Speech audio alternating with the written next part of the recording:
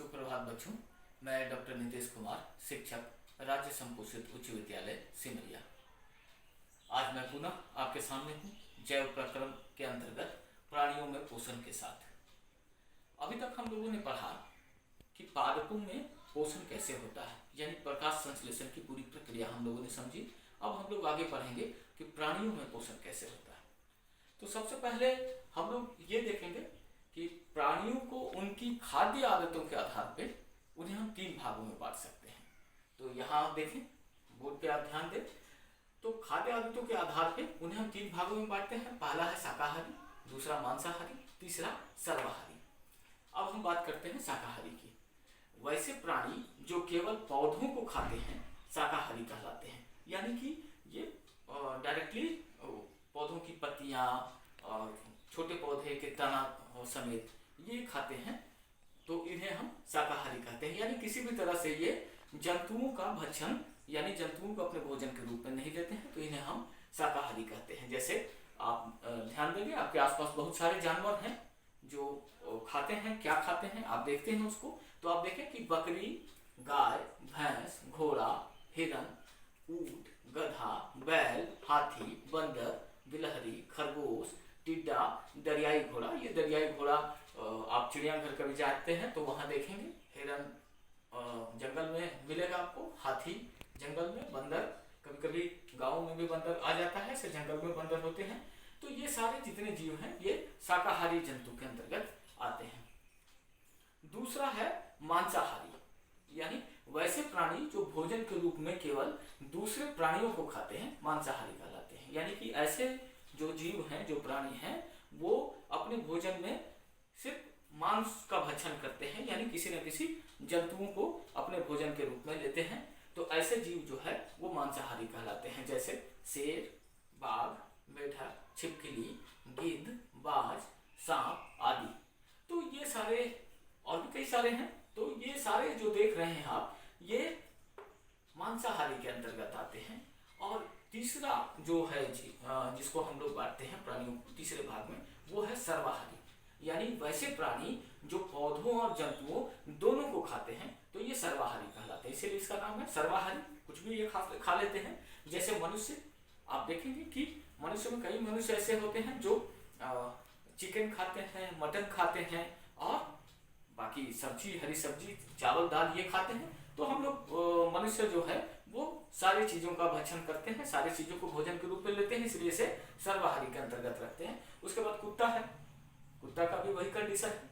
आप जो देते हैं, रोटी देते हैं, वो भी खाता है, और इसे मांस दीजिएगा वो भी खाएगा। कौआ, गौरैया, भालू, मैना, चींटी आदि जो जानवर हैं, जो पौधे और जंतु दोनों को अपने भोजन के रूप में लेते हैं, तो इसे हम लोग सर्वाहारी कहते हैं।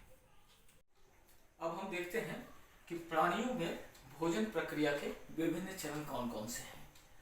तो हम देखेंगे कि कुल 5 चरण हैं, जिसमें पहला है अंतर्ग्रहण।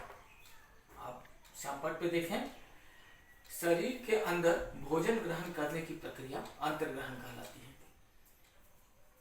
प्राणी जो भोजन करते हैं तो अपने शरीर के अंदर उसको डालते हैं, और पहले शरीर के अंदर भोजन पहुंचेगा, फिर उसके बाद जो है सो आगे की प्रक्रिया होती है, यानी पाचन। तो दूसरा चरण हो गया पाचन। अब हम देखेंगे कि पहले परिभाषा देख लें इसकी। वह प्रक्रिया जिसमें बड़े अविलेय अणुओं वाले भोजन जल में विलेय अणुओं में टूट जाता है, पाचन कहलाता है। तो हम जो भोजन करते हैं वो बड़े बड़े जटिल अणुओं से बना होता है। जरूरत है उसको छोटे छोटे अणुओं में तोड़ने का, जो जल में विलेय हो और फिर उसका पाचन हो। तो ये प्रक्रिया हम लोग जानते हैं कि मुंह से ही शुरू हो जाती है।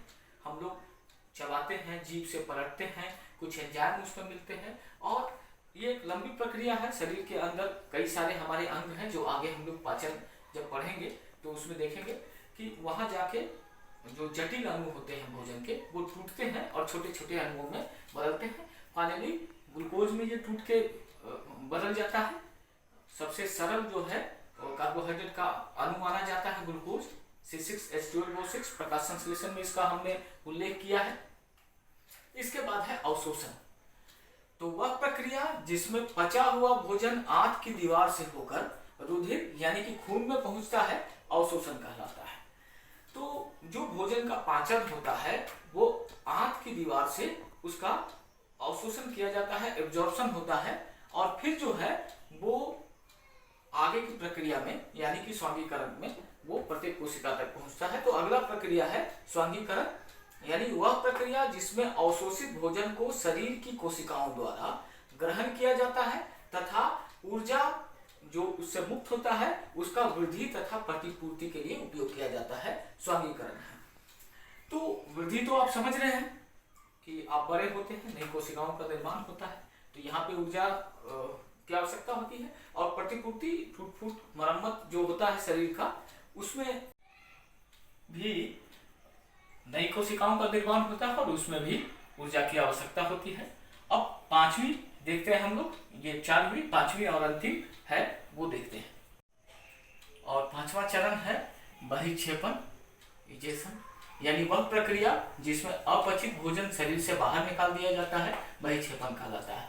हम लोग जानते हैं कि जब हम भोजन करते हैं तो सारा कुछ पच नहीं पाता है, जो भोजन का पार्ट, जो भाग अपचित रह जाता है उसे मल त्याग करके हम लोग बाहर निकालते हैं, तो बाहर निकालने की प्रक्रिया बहिक्षेपण कहलाती है। तो इस प्रकार हमने देखा कि प्राणियों में पोषण के ये जो 5 चरण थे, पांचों हमने एक एक करके देखा।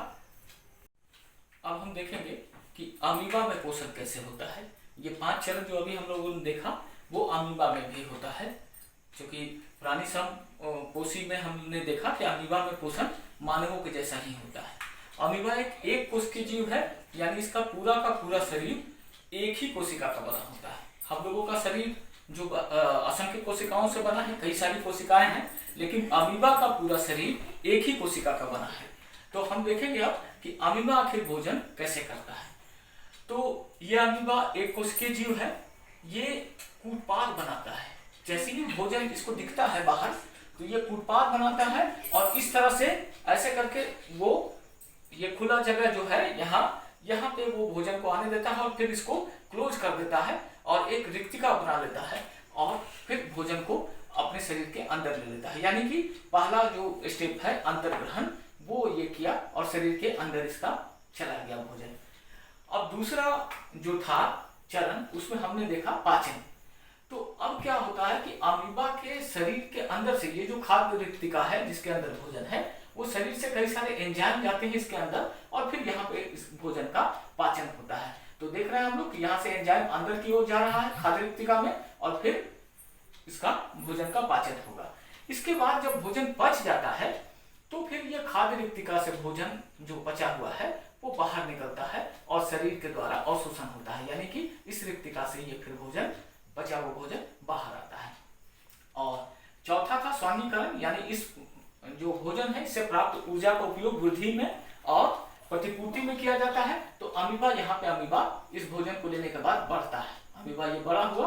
और पांचवा जो है, जो अपचित भोजन जो बच गया उसको ये फिर बाहर निकालता है। जैसे हम लोग मल त्याग करके बाहर निकालते हैं, वैसे अमीबा भी अपचित भोजन को यहाँ से देख रहे हैं हम लोग कि ये बाहर निकालता है। ये इसका जो है झिल्ली है वो टूटता है और यहाँ से बाहर निकालता है, फिर बंद हो जाता है। तो ये पूरा का पूरा प्रक्रिया जैसा मानवों में होता है वैसे ही अमीबा में भी होता है। अंतर सिर्फ यही है कि मानव बहुकोशिकीय जीव है और अमीबा एक कोशिकीय जीव, लेकिन पूरी की पूरी प्रक्रिया अमीबा में भी वैसे ही है जैसे मानवों में होती है। यानी कि ये जो पोषण की प्रक्रिया में 5 चरण है, ये 5 चरण अमीबा में भी देखे जाते हैं।